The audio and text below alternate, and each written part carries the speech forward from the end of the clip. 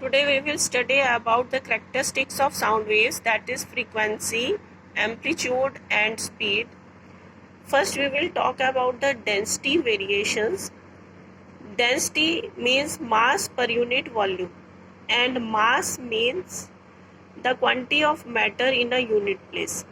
Now you see here is a speaker from which the sound is produced, and here the particles are denser. Here also denser. Here also denser. What denser means? That the particles of medium are crowded here, and the places where the particles of medium are crowded are named as compressions, and the places where the particles are away from each other means less crowd is there of particles, then these are the refractions. These are the density vibrations. Then we come to the pressure vibrations. See, here is again a speaker from which the sound is produced, and here is the material medium. The particles of material medium are close to each other, there the pressure is high, and where the particles of material medium are away from each other, there the pressure is low.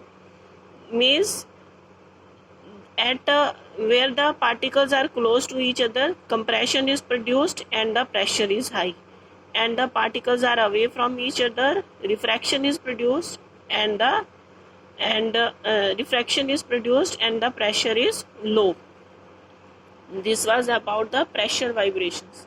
Then we come to the wave of how we show the wave of sound.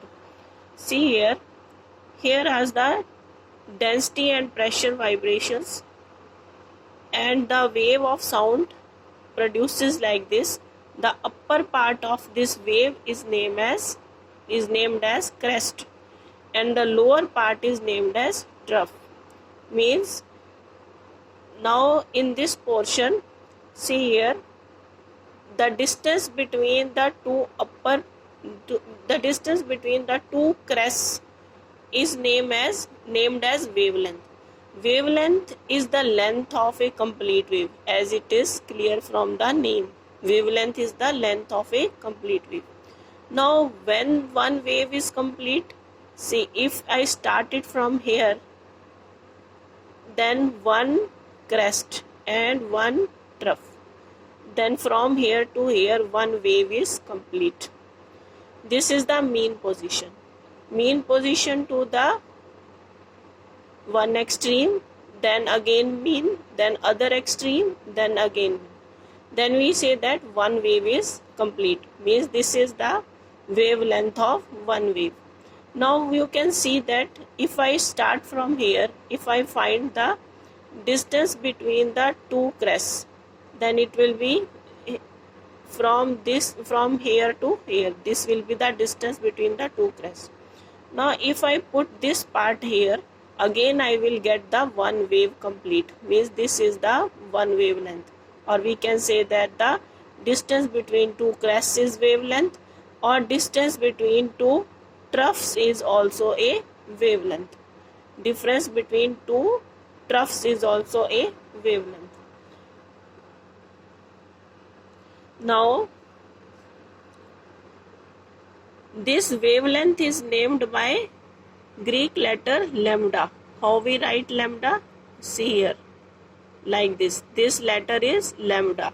Lambda is the distance between two consecutive crests or between two consecutive troughs, or we call it as wavelength also. And the distance from mean to one extreme or from mean to other extreme is known as amplitude. Now what is this? This is the amplitude. From here to here, this is the amplitude. Now see, from here,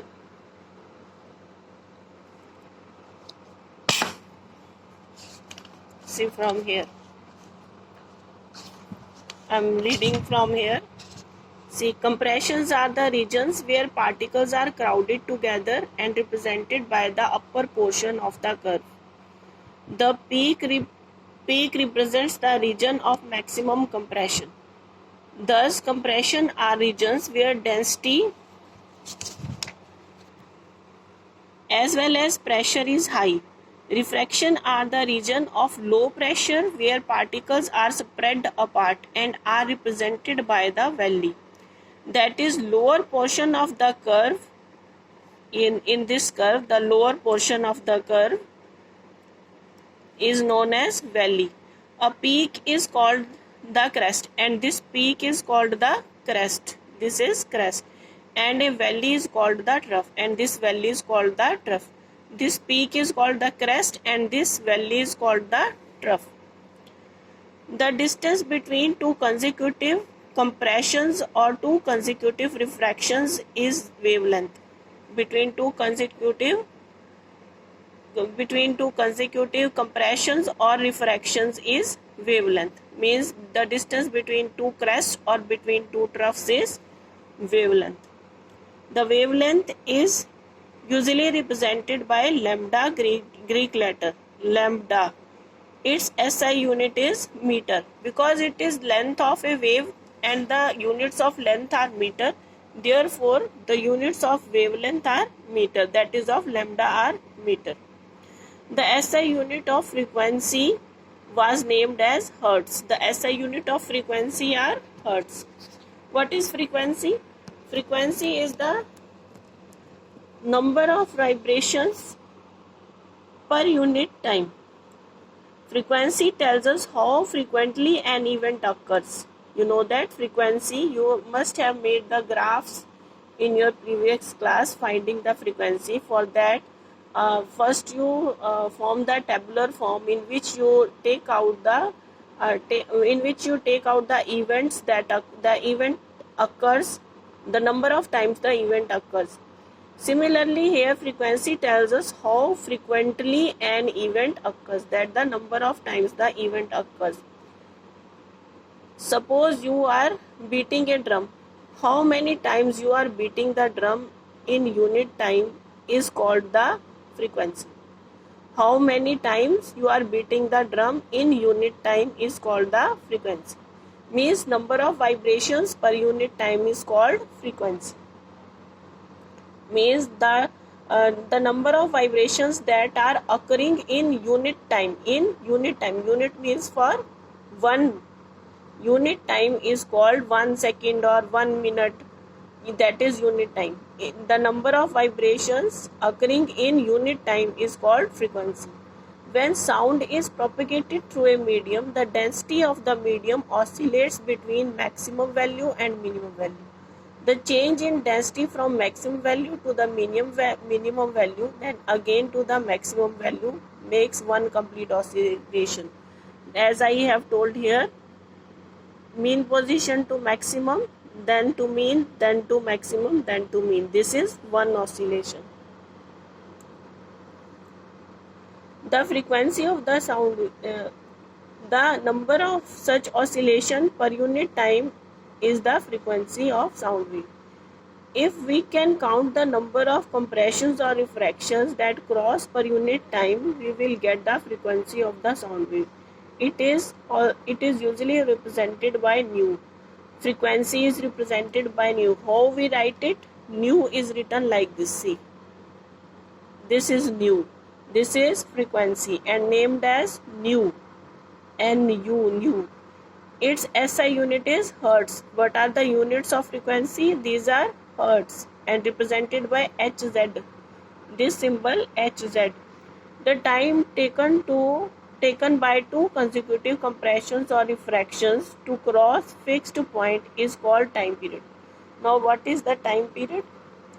It is time taken to complete one vibration. What is time period? It is time taken to complete one vibration. What is frequency? Frequency is the number of vibrations per unit time. And what is time period? Time period is the time taken to complete one vibration is called time period. In other words, we can say time taken for one complete oscillation is called time period of the sound wave. It is represented by capital T. its SI unit is second. The frequency and time period, the relation between frequency and time period is nu is equal to 1 upon T. You have to remember this formula. Nu is equal to 1 upon T. Nu is the frequency, T is the time period. This was about frequency. This was about the frequency and time period. And what we have done? We have done the wave of sound. We have learnt about the wave of sound, pressure vibrations and density vibrations.